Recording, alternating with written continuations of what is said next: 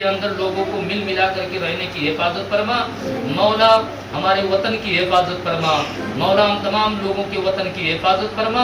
मौला हम तमाम लोगों। आज प्रधानमंत्री जी का जन्मदिन है, तो मौलाना साहब आपसे ये जानना चाहूँगा कि आप देश को क्या मैसेज देना चाहेंगे। देश को हम मैसेज देना चाहते हैं भाई रियाजुल हसन साहब की तरफ से कि आज 17 सितंबर को माननीय प्रधानमंत्री नरेंद्र मोदी जी का जन्मदिन है।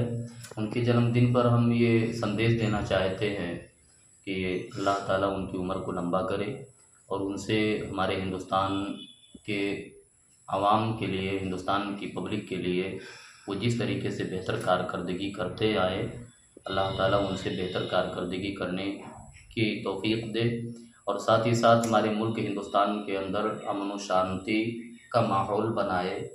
और हम हमेशा दुआ करते हैं कि माननीय प्रधानमंत्री जी से हिंदुस्तान की हमेशा इसी तरीके से सेवाएं, जिस तरीके से हो रही हैं, इसी तरीके से बेहतर सेवाएं होती रहे। और साथ ही साथ हिंदुस्तान के अमन के लिए और उनकी लंबी उम्र के लिए हम दुआ करते हैं कि उनकी लंबी उम्र रहे और वो हमेशा खुशहाल रहें। और आज इस तारीख़ में 17 सितंबर को मदरसे के अंदर उनके लिए ख़ास दुआ की गई और शिरनी बच्चों में बांटी गई है।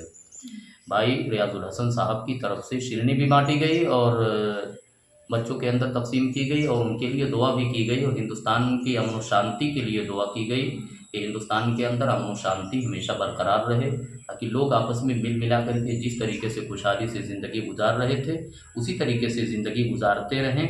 ये भाई रियाजुल हसन साहब की तरफ से ये सारे काम किए गए।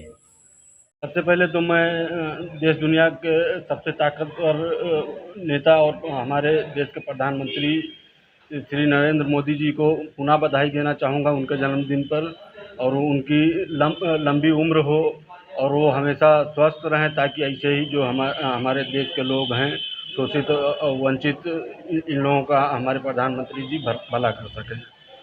और दूसरी बात है कि आज मैंने एक आयोजन अपने गांव के मदरसे में किया है, जिसमें हमारे गांव के तमाम अल्पसंख्यक समुदाय के लोग मौजूद थे और मदरसे के बच्चे मौजूद थे।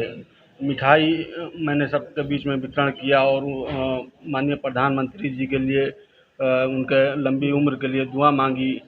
और उसके बाद में फिर अपने देश के लिए जो है हमने अमन व अमान के लिए और देश की खुशहाली के लिए मौलाना साहब से दुआ करवाया।